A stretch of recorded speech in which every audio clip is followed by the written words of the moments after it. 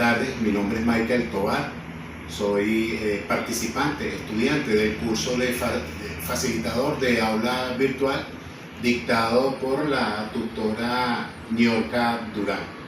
En este sentido, vamos a comenzar con la exposición con lo que tiene que ver con la educación virtual para los docentes. Seguidamente tenemos una agenda en la cual están incorporados el rol del tutor en la educación virtual y cuáles son las actitudes y funciones del docente en el aula. Aquí tenemos en la presentación, tenemos al FAPLA, tenemos una cita, que FAPLA es la Fundación para la Actualización de la Tecnología en Latinoamérica, en la cual establece que la educación virtual es la modalidad de estudios a distancia que incorpora las TIC al ámbito educativo de una manera pedagógica con el propósito de generar conocimiento. Asimismo, tenemos cuáles son esos factores que según la FAPLA son importantes dentro de la educación virtual. Para ello tenemos 7 elementos, son muchos, pero el FAPLA toma 7 elementos importantes. ¿Cuáles son? Deben de estar incorporados la plataforma educativa virtual, la calidad de los contenidos, personalización de la educación, frecuencia de las tutorías, cantidad de información, así mismo como los procesos administrativos y la actualidad tecnológica. En la siguiente presentación tenemos cuál es ese rol que debe de tener un tutor virtual. En primera instancia tiene que introducir el tema, luego la motivación a los participantes, seguidamente presenta el tema, tenemos la aplicación práctica, propicia y conduce a intervenciones, motiva los aprendizajes, lanza preguntas, facilita las respuestas y resume y concluye el tema. Estos son los roles que debe de tener un tutor virtual. Ahora, ¿cuál es ese rol que debe tener el docente estudiante en la educación virtual? Debe de propiciar o debe de inducir o motivar a la investigación. Asimismo, tenemos que debe de utilizar, que debe de ser importante acá en este aspecto, es la utilización de las TIC, utilizando plataformas tecnológicas según la web 2.0 para docentes, Blogline, Slideshare, YouTube, Flickr, Blogger, entre otras plataformas.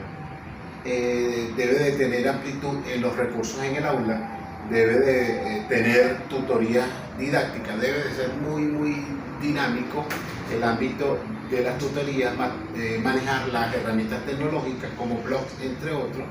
Debe de tener un lenguaje nuevo y debe de incentivar a la colaboración o a lo que es el trabajo en grupo, en equipo.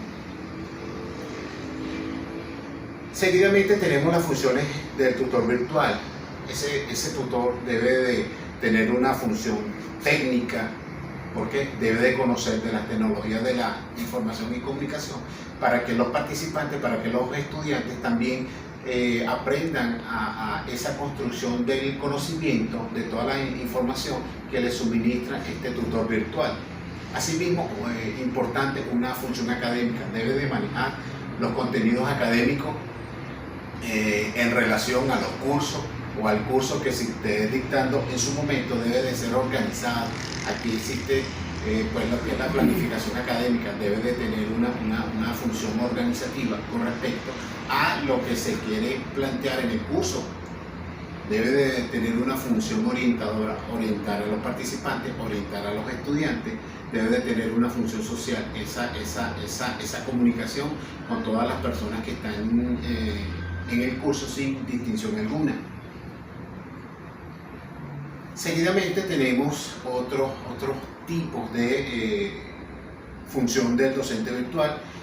Este profesor, esta persona debe de conocer enfoques pedagógicos y tendencias en la educación adaptada a los nuevos tiempos modernos. Debe de interactuar con diseñadores, con programadores durante la etapa del montaje posterior y puesta en escena del curso. Debe de apropiarse metodológicamente teniendo estrategias virtuales, así mismo como dentro de su disciplina que esté impartiendo en su momento, participa en procesos de planificación, diseño, evaluación, modelos educativos, metodológicos, debe de conocer y desarrollar habilidades en el manejo de las TIC. Ahora vamos con las actitudes en función del docente en aula. Ya conversamos, dijimos sobre cuáles son estas funciones que debe de tener este docente virtual. Ahora vamos con las actitudes y funciones que debe de tener el docente en aula. Debe de ser una persona proactiva al servicio, debe de servirse, debe de tener sentido de pertenencia, debe de gustarle lo que hace, amar lo que hace, debe de estar orientado al servicio, debe de ser un mediador, debe de ser una persona que tenga esas competencias para mediar en ese proceso de enseñanza, aprendizaje con los estudiantes, debe de tener empatía, esa afinidad y querer tener esas ganas por lo que hace. Debe de ser innovador, una persona que debe estar investigando siempre, buscando la excelencia en el área que esté impartiendo, motivar a sus estudiantes, ser una persona dedicada a la motivación y dedicado al servicio, como ya lo dije. Un docente líder, elementos importantes dentro de la docencia. Un docente debe de ser comunicador, flexible, empático, dedicado, debe tener ese sentido de espiritualidad, también respetar la condición del participante, debe de ser colaborativo. Aquí en la lámina tenemos un modelo, o tenemos básicamente lo que es un docente en aula. Vean que este docente tiene el puño en alto, se ve que está diciendo un tema importante. Los estudiantes que están allí están muy pendientes, debe de estar allí, digamos que una conversación amena con respecto al tema que él está indicando allí. Tenemos funciones importantes que tienen que ver con el docente en aula. Hay tres. Debe ser mediador, planificador y evaluador. Cuando hablamos de docente mediador, es un guía, un orientador, un motivador y estimulador de aprendizaje significativo y autónomo, minimizando así su condición de fuente de conocimiento. El ejercicio de este rol requiere que se produzcan cambios actitudinales tanto en docentes como en discentes para el proceso tradicional de enseñanza-aprendizaje. Tenemos aquí un ejemplo de lo que es un docente mediador. Está mediando, tiene las manos abajo, está mediando, está explicando, está conversando. Es muy probable que allí esté mediando algún tema en específico, algún plan de evaluación o algo que tenga que ver con su materia. Tenemos un docente evaluador. Es importante evaluar los aprendizajes de los estudiantes y las estrategias didácticas utilizadas. Tenemos el tipo de evaluación según para los docentes en aula. Tenemos tres, que son la evaluación diagnóstica, la formativa y la sumativa. La diagnóstica es aquella que tiene como propósito identificar la conducta de entrada de los estudiantes. La formativa tiene por objeto determinar el progreso del estudiante durante el desarrollo del proceso de enseñanza orientador a aprendizaje. Y por último, la sumativa tiene por finalidad determinar los logros alcanzados por el estudiante al concluir el desarrollo de un curso objetivo o bloque de objetivos. Tenemos otro ejemplo, el típico docente de matemáticas. En esta oportunidad es un docente ameno, se ve que está explicando algún tema que tiene vinculación con los estudiantes, y los estudiantes parecen interesados, están interesados allí con el tema que está explicando este tipo de docente. Bien, continuamos. Tenemos ahora otro tipo de docente, ese docente planificador, en el cual implica la organización racional de las experiencias de aprendizaje, estableciendo relación entre la tecnología educativa y el diseño de la instrucción. En este rol, el docente establecerá básicamente cuáles son los aspectos que va a incorporar dentro de la planificación. Aquí tenemos el objetivo general, tenemos unos objetivos específicos, estrategias metodológicas, recursos didácticos, entre otros.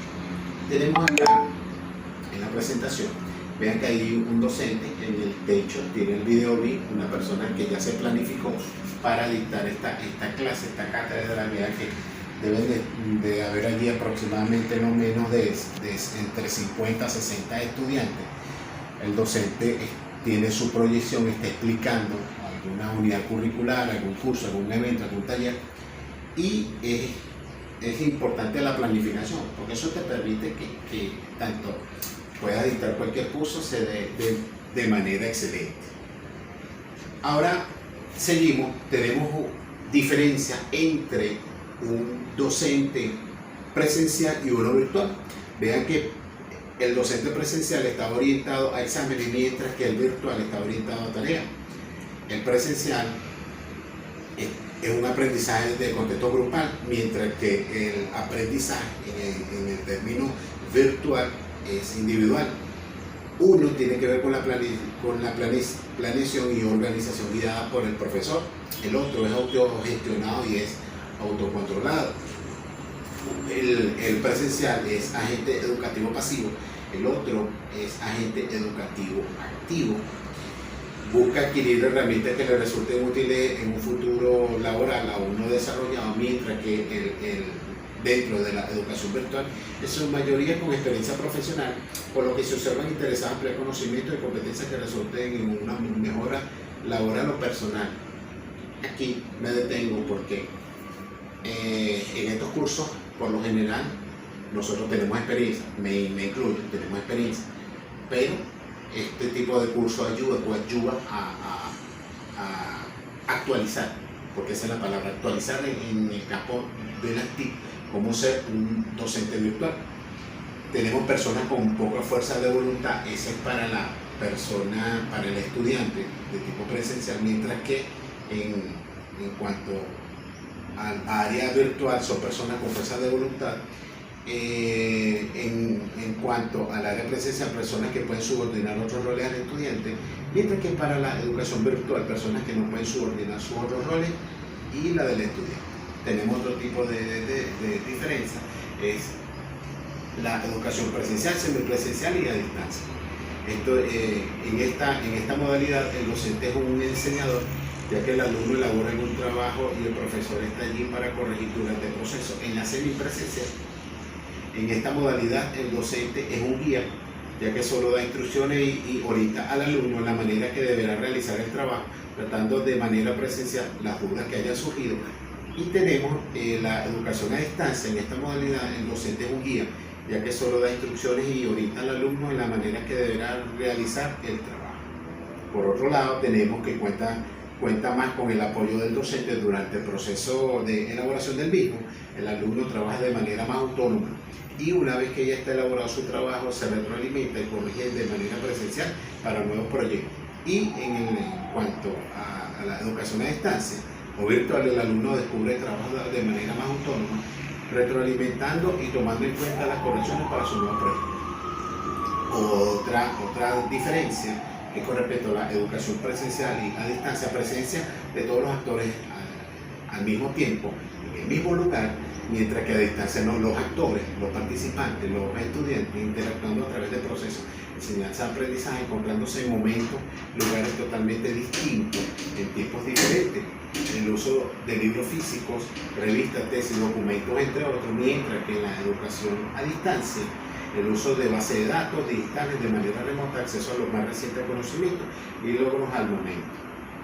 Bien, para finalizar, ambas modalidades son de verdad excelentes. Tenemos que la educación presencial tiene muchos años, yo vengo de la educación presencial, pero es importante migrar a lo que es la educación virtual, ya que en tiempos de pandemia es súper importantísimo, es lo que tenemos ahorita en estos tiempos, la educación virtual. Muchas gracias.